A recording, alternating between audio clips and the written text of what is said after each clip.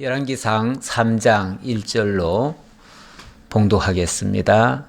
솔로몬이 애굽의 왕 바로와 더불어 혼인 관계를 맺어 그의 딸을 맞이하고 다윗 성에 데려다가 두고 자기의 왕궁과 여호와의 성전과 예루살렘 주위의 성의 공사가 끝나기를 기다리니라. 그때까지 여호와의 이름을 위하여 성전을 아직 건축하지 아니하였으므로 백성들이 산당에서 제사하며 솔로몬이 여호와를 사랑하고 그의 아버지 다윗의 율법을 행하였으나 산당에서 제사하며 분향하더라. 아멘. 이제 다윗의 시대에서 솔로몬의 시대로 완전히 넘어왔습니다. 이제부터는 솔로몬의 치적이 소개가 되기 시작하는데요. 맨 먼저 소개되는 장면은 솔로몬이 애굽의 왕 바로와 더불어 혼인관계를 맺었다. 그래서 바로의 공주를 데려다가 결혼을 했다. 이렇게 얘기를 합니다. 바로의 공주를 데려와서 결혼했다. 이게 뭐 자랑거리가 될까? 사실은 뭐 자랑거리는 아닙니다. 하지만은 여기서 엿볼 수 있는 것은 이 솔로몬 왕국의 그 위상이 얼마나 높아졌는가를 지금 보여주는 한 장면이기는 합니다. 그 당시 애굽이라고 하는 것은 뭐 그때도 그렇지만 그 이전에부터 제국을 이루고 있었습니다. 그래서 애굽은 엄청나게 큰 제국입니다. 그런데 그 제국의 황제의 딸과 결혼할 수 있다? 아무나 할 수 있는 게 아닙니다. 그 나라들도요, 큰 나라가 작은 나라와 그렇게 연혼을 잘 맺지 않습니다. 그 큰 나라는요, 그 자기 나라 국격에 맞게 걸맞는, 어찌 보면 급이 비슷한 그런 나라의 그 왕과 결혼을 하게 되지요. 그렇게 본다면은 지금 솔로몬 왕국이 얼마나 이제 커졌고 또 국제적으로도 인정을 받고 있는가를 엿볼 수 있는 그런 장면이기도 합니다. 물론 이렇게 솔로몬 왕국이 강성해진 데는 솔로몬 그의 능력은 아니죠. 아직까지는 그의 능력이라고 할 수는 없지요. 먼저 선왕 다윗이 이뤄놓은 그런 업적이기도 하지요. 다윗이 모든 전쟁에서 승리를 거뒀습니다. 그리고다 보니까 주변의 모든 나라들이 다윗 제국을 두려워하면서 조공을 바치고 봉신국들이 되었지요. 그러다 보니까 결국 다윗 왕국은 제국이 된 겁니다. 이스라엘 제국이 된 거예요. 그리고 그때부터 그 왕위를 솔로몬에게 물려주니까 고스란히 솔로몬은 그 영화를 누리게 되는 거죠. 그러다 보니까 이제 애굽이라고 하는 나라도 뭐 한때는 이스라엘 민족이 애굽에 가서 종살이 하지 않았습니까? 수백 년간 종살이 하던 그런 민족인데 이제는 당당하게 외교적으로 맞수가 될 만큼 그렇게 위상이 커진 거죠. 이건 대단한 업적이라고도 볼 수 있습니다. 물론 이건 다윗의 업적이고 하나님이 다윗과 함께 하시고 솔로몬과 함께 하고 있다고 하는 증표이기도 합니다. 자, 그런데 그것까지는 좋은데 이방의 여인을 데려와서 그 여인에게 빠지면 안 되죠. 그 여인에게 빠지면 안 되고 그 여인에 의해서 좌우가 되면 안 됩니다. 다시 말하면 솔로몬이 지켜야 될 것은 하나님 앞에 바로 서는 겁니다. 하나님 앞에 본인이 바로 서 있으면 뭐 주변 환경이 어떻게 변하든지 뭐 국제 질서 간에서 어쩔 수 없이 그렇게 다른 나라의 공주와 결혼을 했다 할지라도 자기의 중심이 변하지 않으면 뭐 그 정도는 상관이 없습니다. 뭐 결혼이라고 하는 것은 원래 왕은 주변 나라들에서 어찌 보면 작은 나라들도 여인들을 갖다 바치기도 해요. 마치 조공 바치듯이 그렇게 하기도 하고 하기 때문에 뭐 그것은 나라가 그만큼 커졌기 때문에 있을 수 있는 일이라고 보고, 그럴 때 많은 여인이 생긴다고 해서 그 여인에게 마음이 빼앗긴다든지 자기 마음이 변하든지 이렇게 하면 안 되는 거죠. 그렇게 하면 안 되는데 아무래도 여인들을 많이 거느리다 보면 자기 중심을 잡기가 힘들지요. 그러다 보니까 나중에는 이것이 솔로몬의 발목을 잡는 그런 결과가 되어지기는 합니다. 자, 어쨌든 바로 왕의 딸과 결혼을 하다 보니까 바로 왕의 딸을 소홀히 대할 수는 없지요.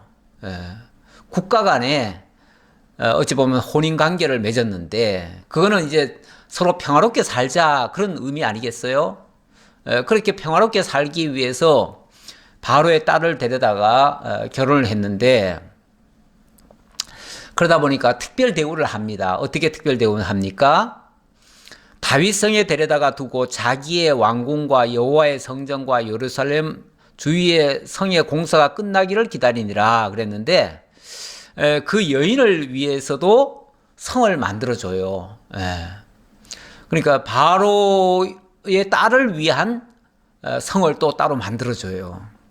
이러다 보니까 어찌 보면 나라를 세우고 또 여인들이 들어올 적마다 성을 만들어주고 이러다 보니까 성전 공사는 아무래도 뒤로 미뤄진 것 같아요. 그래서 아직 성전의 공사는 시작도 안 됐고요. 먼저 그런 여인의 성을 만들어 주는데 급급하고 있었어요. 자, 그랬는데 그래서 2절에 그 말이 나오는 겁니다. 그때까지 여호와의 이름을 위하여 성전을 아직 건축하지 아니하였으므로 백성들이 산당에서 제사하며, 솔로몬이 여호와를 사랑하고 그의 아버지 다윗의 법도를 행하였으나 산당에서 제사하며 분향하더라. 요거는 좀 부족한 모습입니다. 빨리 성전부터 짓고 하나님의 인도를 받고 그리고 차근차근 필요한 일을 하면 되지요. 뭐 다른 게 뭐가 그렇게 급하겠어요?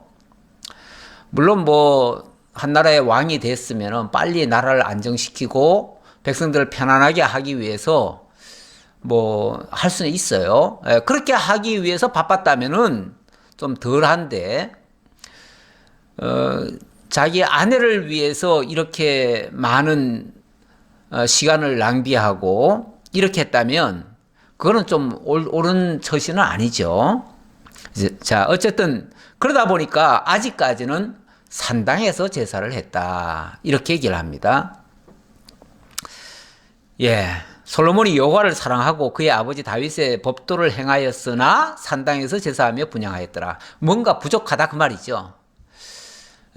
뭐 그렇다고 완전히 잘못된 건 아닌데 그 중심은 있는데, 그러나 일의 선후가 뭔가 좀 바뀐 것 같은 느낌이에요.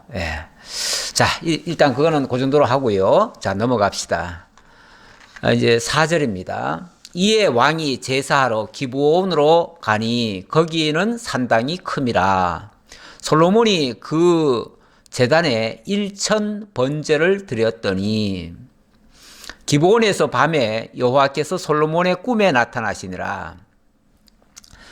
자, 그래서 뭐 성전이 있었으면은 성전에서 제사를 드렸을 텐데 성전이 아직은 없으니까 기브온까지 갔습니다. 기브온까지 가서 거기에 있는 산당에서 제사를 드리게 됩니다. 뭐 이거는 엄밀한 의미에서는 옳지 않은 처신이에요. 하지만은 뭐 그래도 안 하는 것보다 나으니까 어쨌든 거기 가서 1천 번제를 드렸다 그럽니다. 자, 그런데 그날 밤에 여호와께서 솔로몬의 꿈에 나타나시니라. 하나님이 이르시되 내가 너에게 무엇을 줄고 너는 구하라. 자, 이렇게 말씀하시네요. 1천 번제를 드리고 나서 거기서 이제 하룻밤을 묵었던 것 같아요. 묵었는데 하나님이 꿈에 나타나신 거예요. 그래서 내가 너에게 무엇을 줄고 이렇게 물으시는 거예요. 네가 원하는 거 구하면 내가 다 들어줄게. 그 말이죠. 엄청난 하나님의 은혜라고도 볼 수 있습니다. 예, 하나님이 친히 나타나셔서 내가 너 원하는 거 다 들어줄게. 이 말 아닙니까? 원하는 거 다 들어줄게. 너 뭐 원하니? 원하는 거 있으면 나한테 구해. 그러면 내가 다 들어줄게. 이 말씀하신 거 아니에요? 엄청난 정말 하나님의 큰 선물 보따리가 준비되어 있는 것 같습니다. 그런데 이제 이 말씀을 가지고 사람들이 많은 좀 오해를 하는 것 같아요. 무슨 오해를 하냐면 1,000번제를 드렸다고 하니까 제사를 1,000번 제사를 드렸다 이렇게 생각하는 사람들이 있더라고요. 그러다 보니까 요즘도 뭐 1,000번제를 드리는 교회들이 있어요. 가끔씩 보면은 1,000번제 헌물 그래가지고 뭐 제물을 그 헌물을 하나님 앞에 드리는데 1,000번 드리는 거죠. 1,000번을 드리는 거죠. 그래서 매일 하나님 앞에 제물을 드리기도 하고, 그렇게 이제 물질로 드리는 사람도 있고, 또 어떤 사람들은 1,000번 하나님 앞에 기도한다 해가지고 1,000기도, 천일기도죠. 천일기도를 하시는 분도 있어요. 그런데 지금 이 말이 그 말입니까? 1,000번 제사를 드렸단 말입니까? 아니죠. 1,000번 제사를 드렸다는 말이 아니고 1,000번제입니다. 다시 말하면 번제의 양이 1,000마리였다 그 말이죠. 1,000마리였다. 그러니까 제사는 한 번의 제사입니다. 한 번의 제사. 아니 지금 솔로몬이 시간적으로도 그렇잖아요. 시공간적으로도 한 번이지 어떻게 이게 1,000번입니까?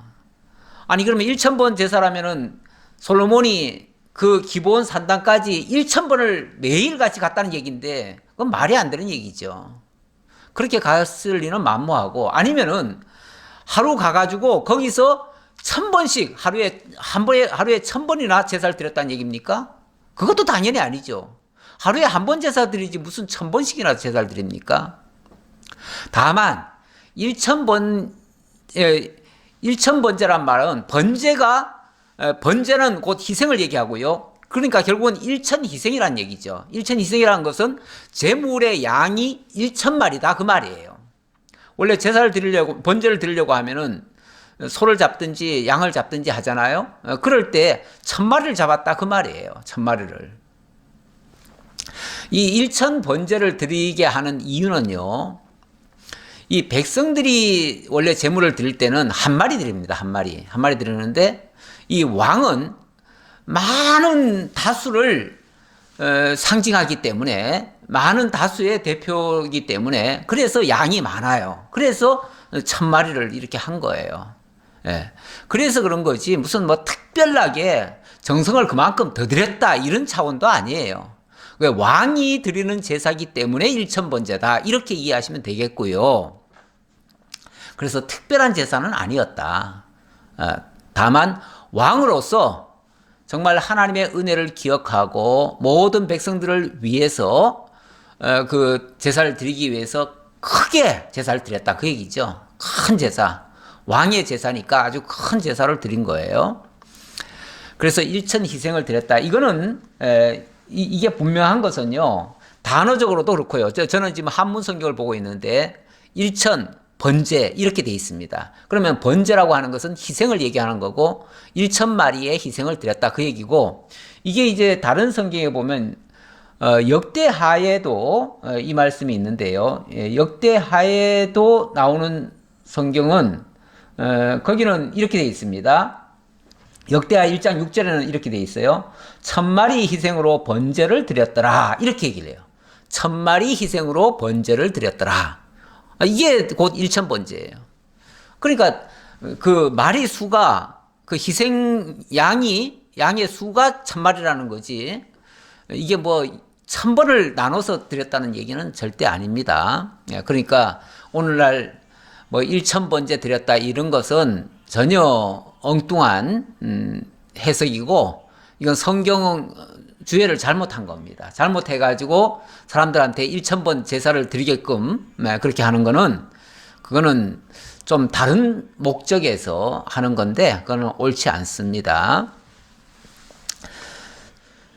그리고 또 5절에 기브온에서 밤에 여호와께서 솔로몬의 꿈에 나타나시니라. 그리고 하나님이 이르시되 내가 너에게 무엇을 줄고 너는 구하라. 그랬을 때에 솔로몬이 이르되 주의 종 내 아버지 다윗이 성실과 공의와 정직한 마음으로 주와 함께 주 앞에서 행함으로 주께서 그에게 큰 은혜를 베푸셨고 주께서 또 그를 위하여 이 큰 은혜를 항상 주사 오늘과 같이 그의 자리에 앉을 아들을 그에게 주셨나이다. 자, 그러면서 하나님이 무엇을 줄 거라고 했는데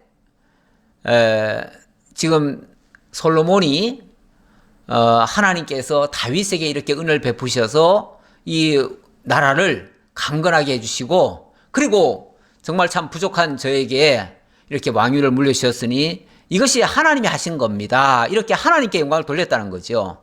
돌리면서 그 다음 말이 이렇습니다. 나의 하나님 여호와여, 주께서 종으로 종의 아버지 다윗을 대신하여 왕이 되게 하셨사오나 종은 작은 아이라 출입할 줄을 알지 못하고 주께서 택하신 백성 가운데 있나이다. 그들은 큰 백성이라 수요가 많아서 셀 수도 없고 기억할 수도 없사오니 누가 주의 이 많은 백성을 재판할 수 있사오리까? 듣는 마음을 종에게 주사 주의 백성을 재판하여 선악을 분별하게 하옵소서. 예. 그러면서 듣는 마음을 종에게 주사 주의 백성을 재판하여 선악을 분별하게 하옵소서. 듣는 마음을 종에게 주사. 듣는 마음. 하나님의 말씀을 듣는 마음. 그거를 종에게 주셔서, 다시 말하면 백성들의 그 호소도 듣고 하나님의 말씀도 듣고 이렇게 해서 하나님의 뜻과 백성들이 원하는 것을 잘 분별해서 거기에 아주 지혜롭게 잘 대처할 수 있도록 저에게 그런 지혜를 주옵소서. 듣는 마음을 주시고 또 올바르게 판단할 수 있는 그런 지혜를 주옵소서. 이렇게 기도했다는 거예요. 사실 이거 꿈속에서 한 거거든요. 꿈속에서 했는데, 그렇게 하니까 10절 솔로몬이 이것을 구하며 그 말씀이 주의 마음에 든지라.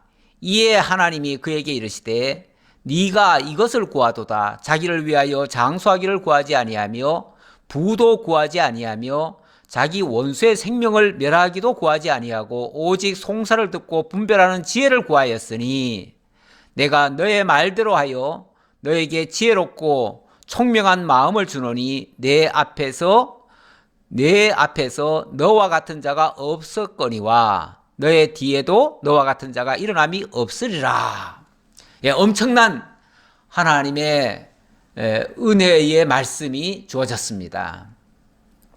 다시 말하면 내가 무엇을 줄고 했더니 네가 다른 거 구하지 아니하고 원수 뭐 갚아달라고 구하지도 않고 또 다른 어떤 물질 달라고도 구한 게 아니라 오직 하나님의 말씀을 듣게 해주시고 백성들의 말을 잘 들어서 그것의 옳고 그름을 분별해서 잘 판단하고 잘 다스릴 수 있도록 해주세요. 이렇게 구했잖아요. 다시 한마디로 말하면 저에게 지혜를 주셔서 그의 지혜롭게 잘 다스리게 해주세요. 이렇게 했다는 거죠. 그게 하나님의 마음에 맞았다는 거예요. 정말 참 기도 잘한 거죠? 잘했습니다. 잘했는데 제가 무슨 얘기하고 싶으냐면 이 기도를 지금 솔로몬이 자기 입으로 지금 기도한 겁니까? 아니면 꿈속에서 한 겁니까? 꿈속에서 한 거죠. 꿈속에서 했다는 말은 자기 입으로 구했다기보다는 정말 꿈속에 하나님이 임하셨고 꿈속에서 지금 강구를 했는데 이거는 자기 지금 어찌 보면 평소에 지금 깨어나가지고 의식이 있는 상태에서 했다기보다는 그런 감동이나 이런 것들을 한 거지요.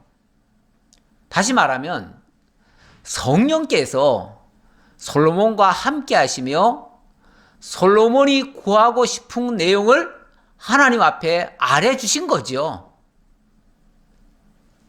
그렇지 않나요?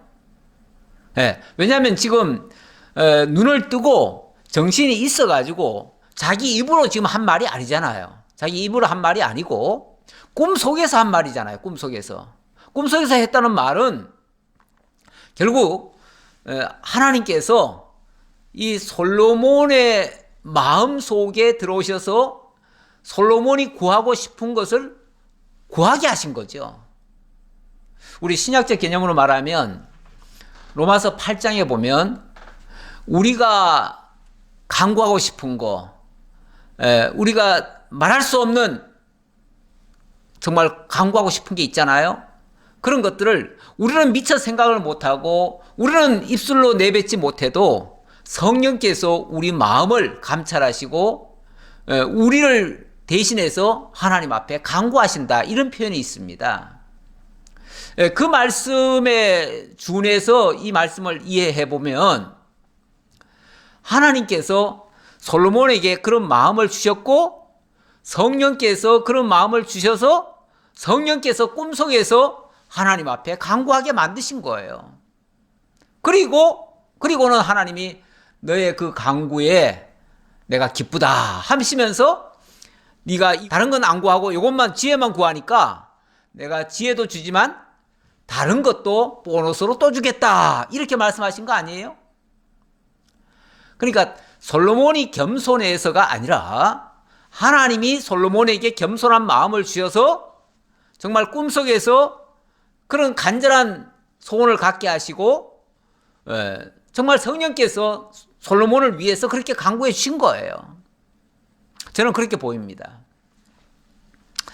그러면서 내가 또 네가 구하지 아니한 부귀와 영광도 너에게 주노니 너의 평생의 왕들 중에 너와 같은 자가 없을 것이라. 그러면서 심지어 솔로몬이 꿈속에서 구하지도 않은 것까지도 다 주겠다고 말씀하시잖아요. 그러니까 엄밀하게 말하면 하나님이 구하게 해놓고 하나님이 그 마음 주시고 성령을 통해서 간구하게 만들어 놓으시고 그리고 하나님이 막 주시는 거예요. 결국 하나님께서 다 해주신 거예요. 저는 그렇게 말하고 싶어가지고 이렇게 설명을 드리는 겁니다. 가만히 보면요, 우리가 뭘 구했기 때문에 얻었고 구하지 않으면 못 얻는다, 이렇게 생각하는 사람들이 있는데 그렇지 않습니다. 우리 속에 마음에 간절한 마음을 주신 것도요, 하나님이 주신 거예요. 그래서 사도 바울은 그렇게 얘기하지요. 마음에 소원을 두고 행하게 하시나니, 이렇게 말씀하시죠. 마음에 소원을 두고 행하게 하신대요. 그러니까 우리 입술에서 뭔가를 구했다는 것은 그 소원을 하나님이 주셨다는 거예요. 주셔가지고 우리 속에서 생각나게 하고 구하게 하는데 우리가 때때로 말을 잘 못합니다. 그리고 정말 적절한 기도의 타이밍을 못 찾아요. 그럴 때 하나님께서 우리 속에 오셔서 정말 우리 입술로 못하니까 꿈속을 통해서라도 간구하게 만드신다는 거예요. 그리고는 하나님이 네가 구했으니까 내가 들어줄게 하시는 거죠. 이거는 하나님이 일방적으로 주시려고 아예 그렇게 하시는 거죠. 주시려고.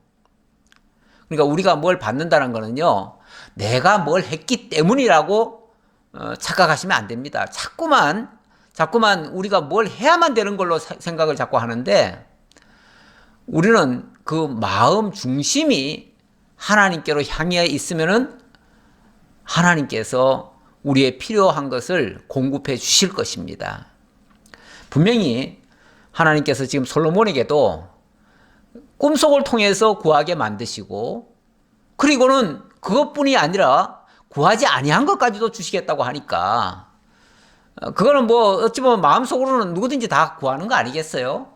아니, 누구든지 다 부귀, 영화, 강건 다 구하는 거 아니겠어요? 그게 입술로 꼭 나와야만 구한 거고 입술로 안 나오면 안 구한 겁니까? 마음의 소원이 곧 구하는 거예요. 예. 자, 그러면서 네 중심을 바로잡아라 하고 하시는 말씀이 14절입니다.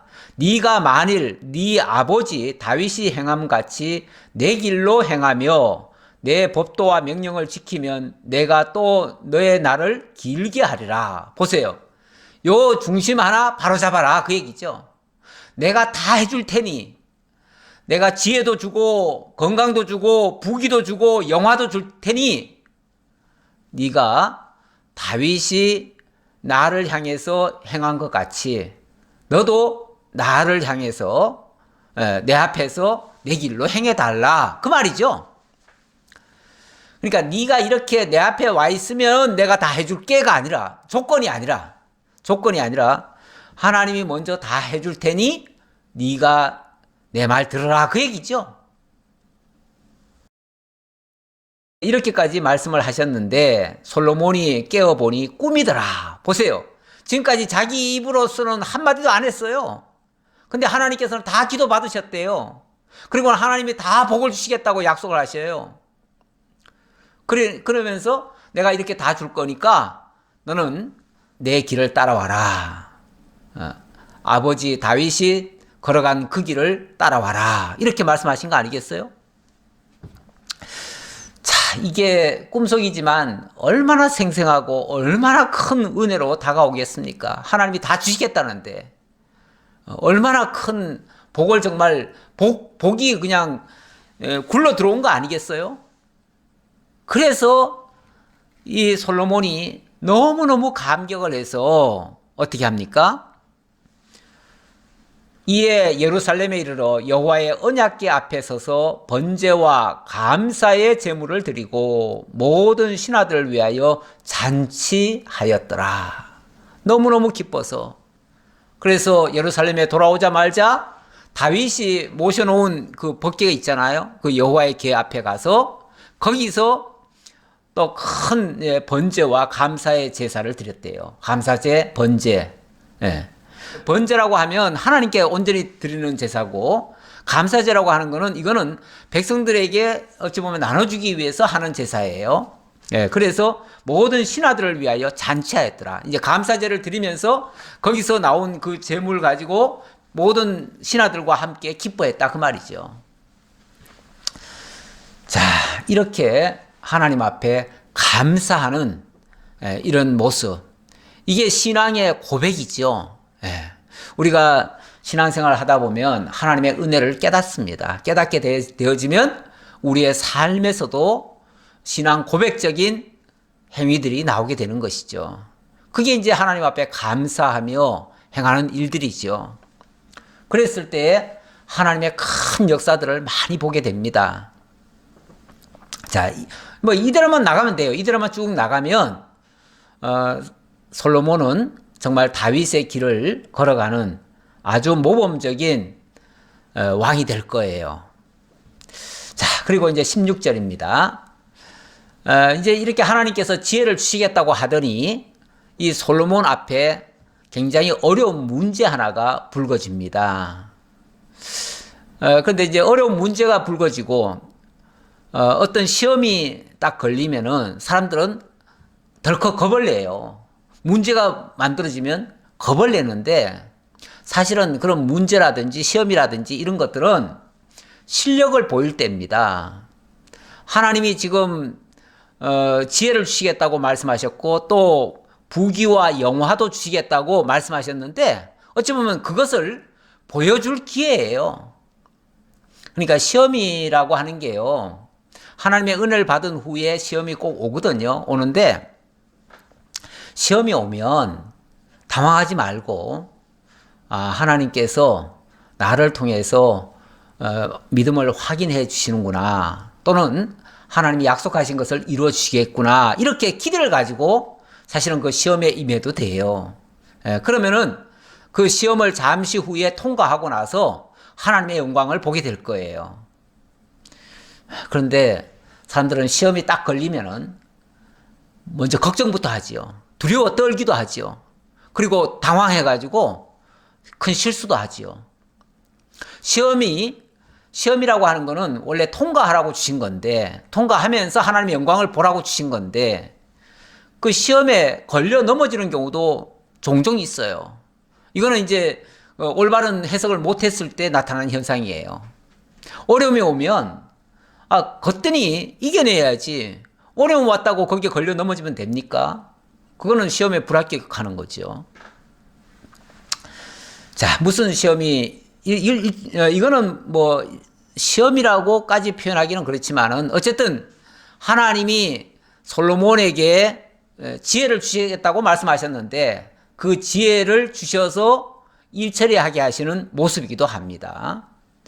자, 한 어려운 문제가 솔로몬 앞에 도착했습니다. 무슨 일입니까? 자, 16절 보니까 그때 창기 두 여자가 왕에게 와서 그 앞에 서며 한 여자는 말하되 내 주여 나와 이 여자가 한 집에서 사는데 내가 그와 함께 집에 있으며 해산하였더니 내가 해산한 지 사흘 만에 이 여자도 해산하고 우리가 함께 있었고 우리 둘 외에는 집에 다른 사람이 없었나이다. 예, 창기 두 여자가 왕을 찾아왔어요. 뭐 얼마나 절박한 일이는지 모르지만 좌우간 왕 앞에 굉장히 어려운 문제를 하나 가지고 왔어요. 그 어려운 문제가 뭐냐면 자, 창기 두 여자라고 합니다. 창기라고 하는 일종의 이것도 이제 일종의 직업이죠. 직업인데 이런 여자들은 정식으로 결혼을 하고 사는 여자들이 아니고 그야말로 몸을 파는 여자들이다 보니까 뭐 남편이 없지요. 남편은 없고 여자들끼리 어찌 보면 서로 의지하며 살게 됩니다. 그러다 보니까 두 여자가 임신을 해가지고 두 여자가 서로 의지하며 살았습니다. 한 집에서 살았어요. 그런데 한 여자가 먼저 아기를 낳았답니다. 사흘 전에 아기를 낳았고 또 한 여자도 사흘 간격에 또 아기를 낳았어요. 낳았는데 둘 다 아기를 낳다 보니까 누가 돌봐주는 사람도 별로 없고 그랬는데 그만 한 여자가 그 아기를 어떻게 관리를 잘못해가지고 그만 자기가 몸을 뒤척이다가 그 아기를 깔아서 그냥 죽게 만들어 버렸어요. 그런데 그렇게 실수를 해놓고는 가만히 보니까 옆에 다른 아기가 곱게 지금 새근새근 자고 있잖아요. 그리고 그 엄마도 옆에서 자고 있잖아요. 그러니까 몰래 그 아기를 바꿔치기를 해놓고 태연하게 자는 거예요. 자는데 아침에 눈을 뜨고 보니까 옆에 아기가 움직이질 않아요. 그래서 젖을 먹여야 되는데 왜 안 움직이나 하고 봤더니 죽어 있는 거예요. 그래서 이상하다 하고 자세히 보니까 이 아기가 자기 아기가 아니에요. 자기가 낳은 아기가 아니에요. 그리고는 자기 아기는 다른 여자가 지금 가지고 있는 거예요. 당연히 얘기했겠지요.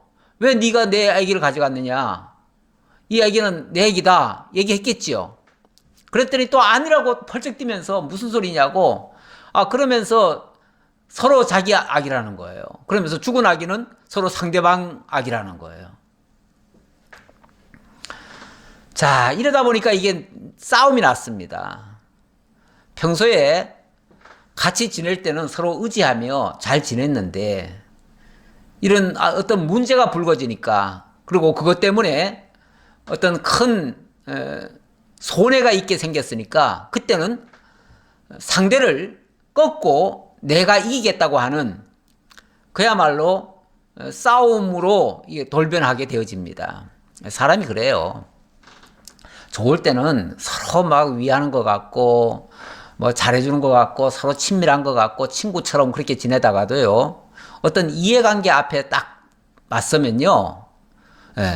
내가 양보하면 내가 죽고 내가 이겨야만 뭘 얻을 수 있다라고 하면요. 그때는 이판사판입니다. 사람들이 그 이득 앞에서는요, 물불 안 가리고 그렇게 하는 경향이 좀 있어요. 근데 뭐 특히 여기 이들은 이제 창기라고 그러는데 아마도 좀, 뭐 도덕적으로도 뭐 옳지 않은 모습일 수도 있어요. 그러다 보니까 그야말로 이익만을 위해서 그렇게 한 행동 같아요. 자, 그러다 보니까 이게 엄청나게 큰 싸움이 벌어졌습니다. 그러다 보니까 이게 이제 싸움이 커지면요. 처음에는 다 마을에 지금으로 말하면은 소위 이제 가정법원 같은 데 갔지요. 이제 그때로 말하면은 그 지역의 관리들한테 갔겠지요. 근데 지역 관리들이 그런 걸 해결을 못 한다 하니까 결국 왕에까지 온 겁니다. 이 문제가. 자, 그래서 어떻게 진행됩니까? 20절부터 읽어볼까요? 그가 밤중에 일어나서 이 여종 내가 잠든 사이에 내 아들을 내 곁에서 가져가다가 자기의 품에 누이고 자기의 죽은 아들을 내 품에 누였나이다. 아침에 내가 내 아들을 젖먹이려고 일어나 본즉 죽었기로 내가 아침에 자세히 보니 내가 낳은 아들이 아니더이다. 하매 다른 여자는 이르되 아니라 산 것은 내 아들이요 죽은 것은 네 아들이라 하고 이 여자는 이르되 아니라 죽은 것이 너의 아들이요 산 것이 내 아들이라 하며 왕 앞에서 그와 같이 쟁론하는지라. 이거 가지고 막 서로 여자들끼리 싸우는 거예요. 싸우니까 왕이 이르되, 왕이 어떤 이제 판결 내려야 될 거 아니겠어요? 그래서 어떻게 판결 내리는가?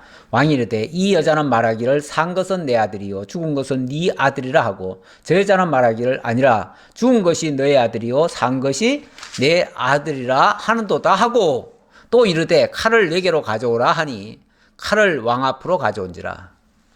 그 말을 똑같이 되뇌이더니 그러니까 그 여자들의 말을 그대로 이제 다시 한번 확인시켰죠. 확인시켜 놓고 너희들 분명히 이렇게 말했지? 그 얘기죠. 너희들 똑같은 얘기를 또 하는 이유는 너희들 분명히 이렇게 말했지? 라고 이제 다짐시키려고 하는 말이에요. 자, 그래 놓고 여봐라 칼을 가져오너라 그런 거예요.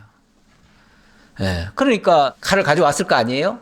가져오니까 그 왕이 그 칼 가지고 있는 사람한테 이렇게 얘기를 하는 거예요. 왕이 이르되 산 아이를 둘로 나누어 반은 이 여자에게 주고 반은 저 여자에게 주라. 아주 공평하게 나눠줘라 그 말이죠. 공평하게 나눠줘라. 똑같이 나눠주면 공평하지요. 맞나요?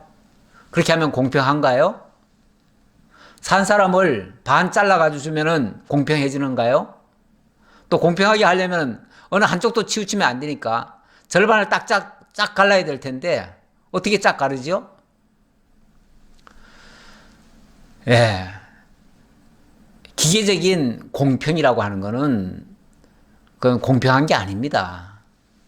공평한 거는 그 의미를 찾아가지고 돌려주는 것이 공평한 거지 물건 나누듯이 잘라가지고 나눠주면 공평해지는 게 아니죠. 절대. 그걸 몰라서 이렇게 말하겠습니까? 예, 솔로몬의 그 지혜 속에 정말 번뜩이는 위로부터 주시는 지혜가 있었죠. 그 지혜는 이렇게 하면 누가 음인지 가짜인지 딱 판가름 될 거다라는 것이 알았던 거죠. 그래서 이렇게 한 거예요. 이렇게 나눠주라고 하니까 어떻게 반응이 나옵니까? 바로 반응이 나옵니다. 26절 그 산 아들의 어머니 되는 여자가 그 아들을 위하여 마음이 불붙는 것 같아서 왕께 아뢰어 청하건대 내 주여 산 아이를 그에게 주시고 아무쪼록 죽이지 마옵소서 하되 다른 여자는 말하기를 내 것도 되게 말고 네 것도 되게 말고 나누게 하라 하는지라. 예, 그 왕의 명이 떨어지자 말자 반을 쪼개서 각각 나눠줘라, 공평하게 나눠줘라. 이 말이 떨어지자 말자 갑자기 그 진짜 어머니는 산자의 어머니는 큰일 났잖아요. 아니 그 살아있는 내 아들을 반을 쪼개다니 그러면 또 죽을 건데 그렇게 해서 나눠주면 무슨 소용이 있겠어요? 그 아이를 살려야지요. 내 아들 삼는 게 중요한 게 아니라 그 아이를 살려야지요. 그러니까 너무너무 막 불붙듯이 마음속에 일어났다고 그래요. 예, 마음이 불붙는 것 같아서. 그렇죠? 막 화들짝 놀랬지요. 얼마나 놀랬겠어요. 그러니까 막 다짜고짜 왕이여 그러지 마시고 차라리 그 여자한테 주십시오. 그냥 그 여자한테 주십시오. 어떻게 사람을 잘라서 주려고 하십니까? 그냥 주십시오. 제발 죽이지 말고 그냥 제 여자한테 주십시오. 제 여자한테. 그랬던 거죠. 그랬더니 또 그 여자는 뭐라고 그러냐면은 왕이여 참 현명하게 공정하게 해주셔서 정말 고맙습니다. 예, 내 것도 되게 말고 네 것도 되게 말고 나누게 하라. 예, 이건 뭐 누가 자식 할 거 없이 그냥 반 똑같이 나눠주셔야 됩니다. 이렇게 얘기했다는 거죠. 아니 진짜 엄마라면은 어떻게 그 자식을 쪼개서 달라고 하겠습니까? 정말 이 반응 앞에 왕이 딱 판단을 한 거죠. 어떻게 판단이 됐습니까? 27절 왕이 대답하여 이르되 산 아이를 저 여자에게 주고 결코 죽이지 말라. 저가 그의 어머니이니라 하매. 딱 멈추게 한 거죠. 칼을 멈춰라. 그리고 이 아이의 어머니는 바로 이 여자다.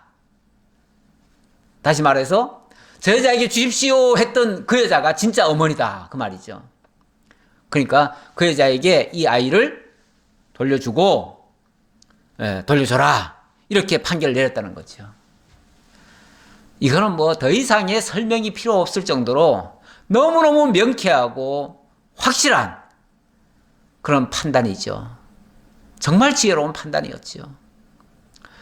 물론 뭐 이거 말고도 앞으로 지혜로운 판단이 많을 겁니다. 또 더 많았을 겁니다. 그런데 아주 대표적인 아주 지혜로운 정말 뭐 더 이상 설명이 필요 없을 만큼 그런 지혜로운 판결이 솔로몬에게서 나왔음을 보여주는 겁니다. 이거는 하나님께서 솔로몬에게 지혜를 주시겠다고 말씀하시더니 진짜 지혜를 주셨음을 확인시켜주는 내용이에요. 그러니까 이것도 솔로몬의 지혜의 그 위대함을 나타내려고 솔로몬 자랑하려고 하는 말씀이 아니고 하나님이 솔로몬에게 지혜를 주시겠다고 하더니만 진짜 지혜를 주셨다. 그 말씀대로 주셨다. 그래서 솔로몬의 그 영광이 위대하게 만들어 주셨다라는 내용이에요. 자, 왕에게서 이런 지혜로운 모습이 보이니까 그것을 보는 모든 사람들이 다 입이 딱 벌어지지 않겠어요? 다 감탄하지 않겠어요? 와, 정말 우리 대왕, 솔로몬 대왕이라고 그러죠. 솔로몬 대왕. 정말 위대하십니다. 어쩌면 이렇게 위대한 지혜로운 말씀을 하십니까? 하면서 온 이스라엘이 왕이 심리하여 판결함을 듣고 왕을 두려워하였으니 예, 그 왕의 그 지혜에 감탄을 하고 와, 우리 왕은 정말 모르시는 게 없구나. 다 아시겠구나. 우리 모두를 정말 잘 다스리겠구나 하면서 그에 대한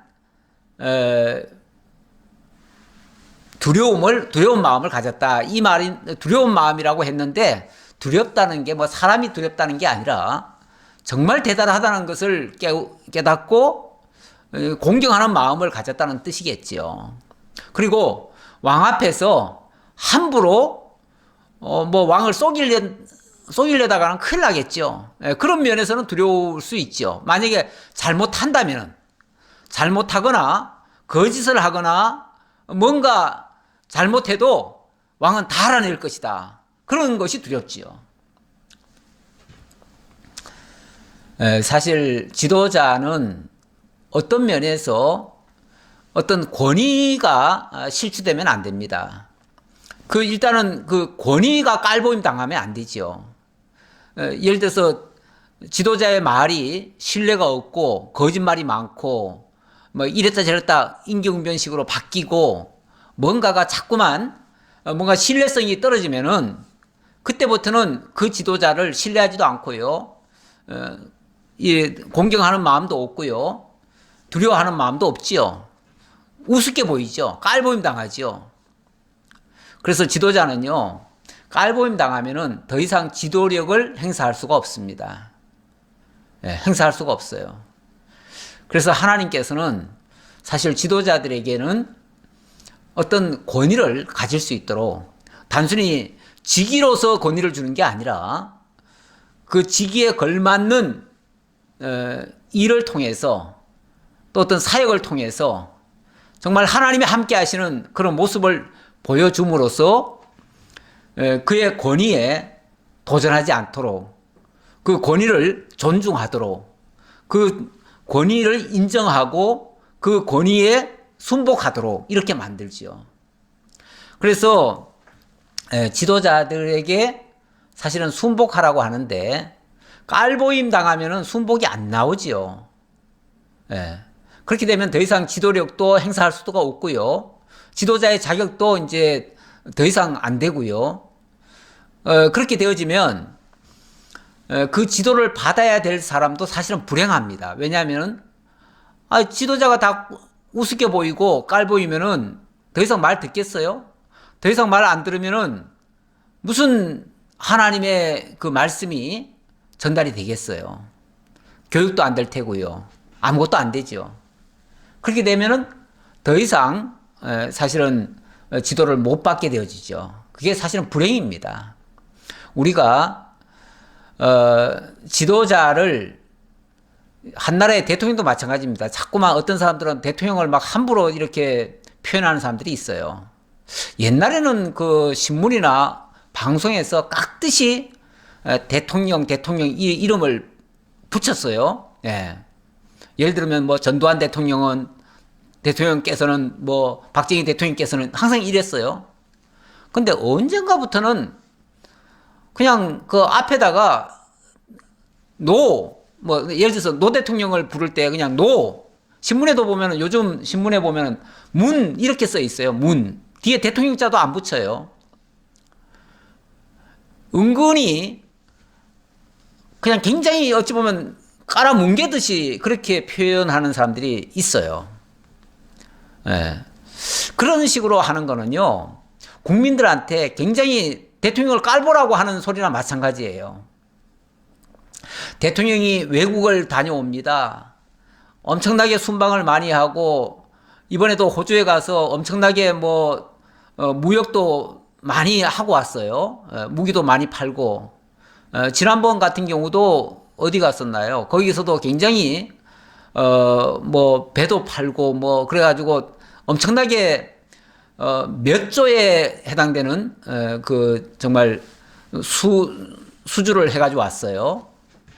그런데 우리나라 뉴스에 신문이고 방송이고 간에 뉴스를 안 해줘요. 안 해주고, 뉴스는 꼭 보면 저 말미에 가가지고 그냥 한 꼭지 해주는데 그것도 어디 방문하고 오다.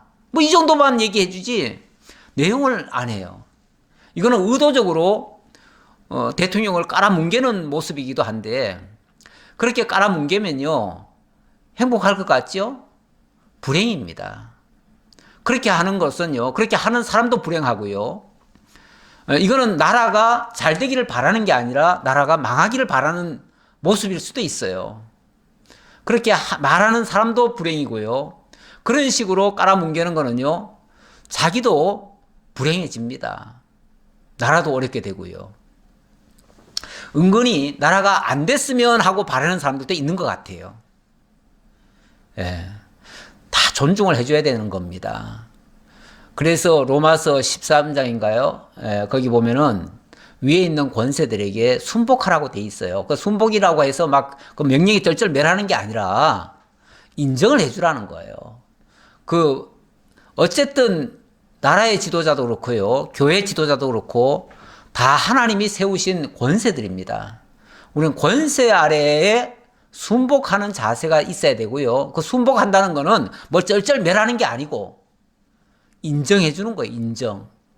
인정해 주고 교회에서도 사실은 각 지도자들을 인정을 해 줘야 됩니다. 인정을 해 주고 그래야 하나님의 말씀이 들려옵니다. 그리고 그 말씀이 내게 정말 지혜로 복으로 다가옵니다.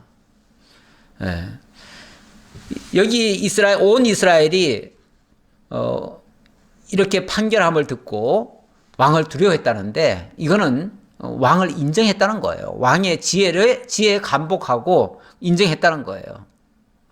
그런데 이게 그러면 과연 솔로몬의 지혜인가? 또 그렇게 보시면 안 돼요. 솔로몬이 정말 지혜의 대왕이에요. 그래서 솔로몬은 정말 지혜자예요. 이렇게 말하면 안 되고요. 왜냐하면 그 뒤에 설명이 이렇게 나오잖아요.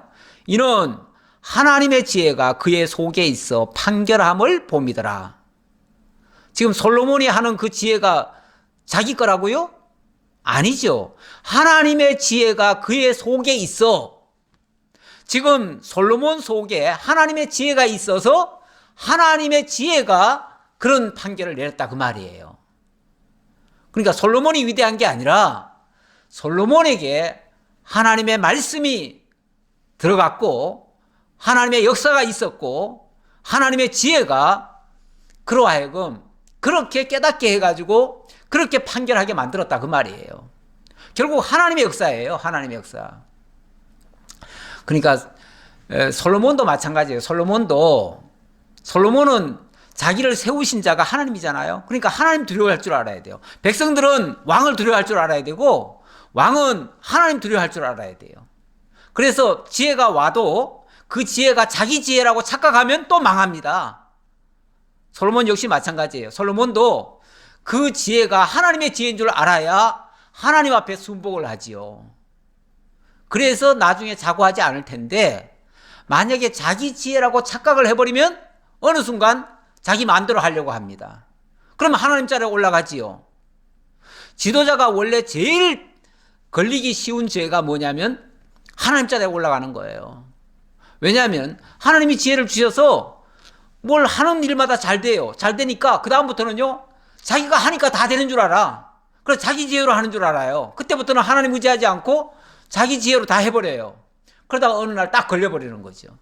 걸리면 그때는 그 지도자도 생명 끝입니다.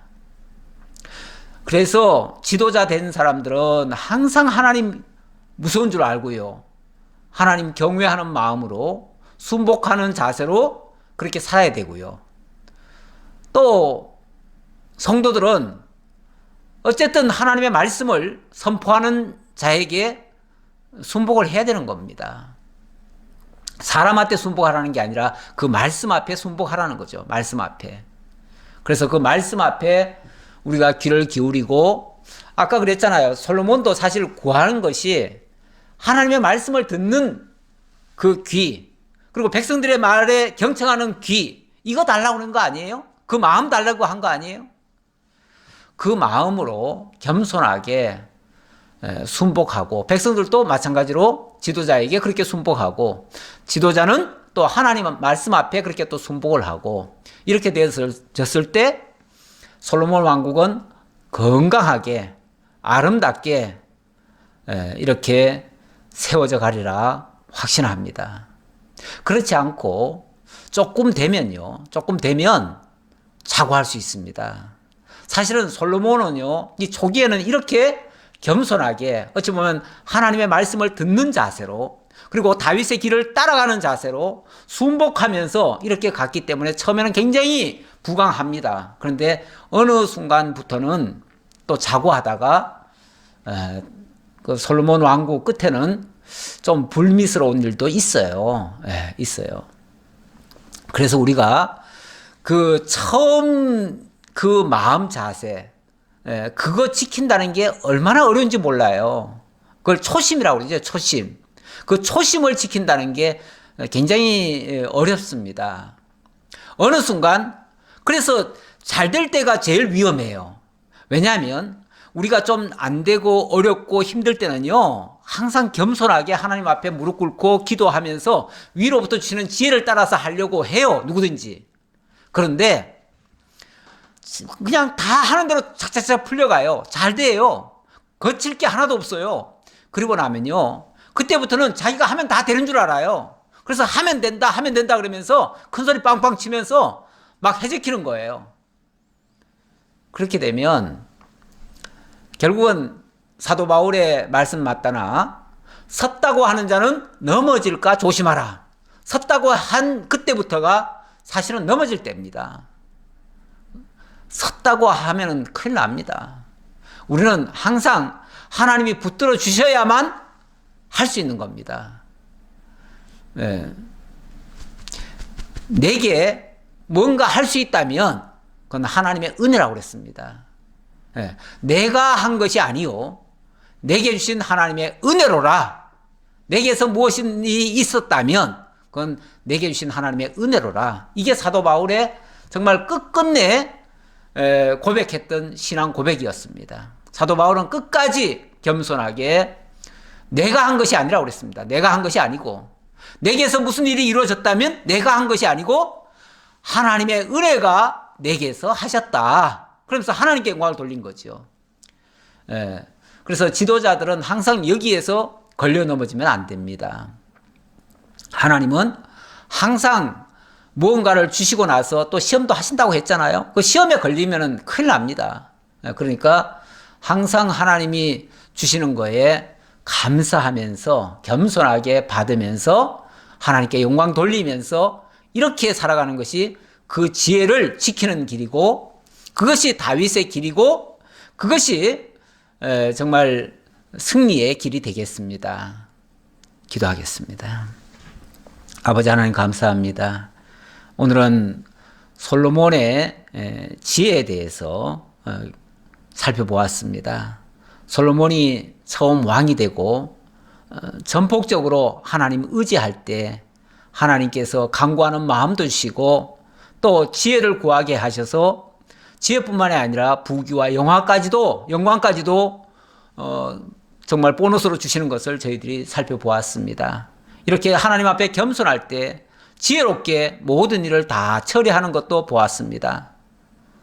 하지만 후대에 가면 조금만 자칫 잘못하면 또 이 초심을 잃어버리고 겸손함을 잃어버리고 그러다가는 또 어려움을 겪게 될 수도 있다는 것을 또 경고로 받았습니다. 늘 하나님 앞에 겸손하게 살아갈 수 있는 저희 모두가 되게 하옵소서. 무엇보다도 하나님의 말씀 앞에 귀를 기울이고 그 마음 하나님 앞에 초심을 변치 않는 그런 저희 모두가 되도록 함께 해 주옵소서. 감사드렸고 예수님 이름으로 기도하옵나이다. 아멘.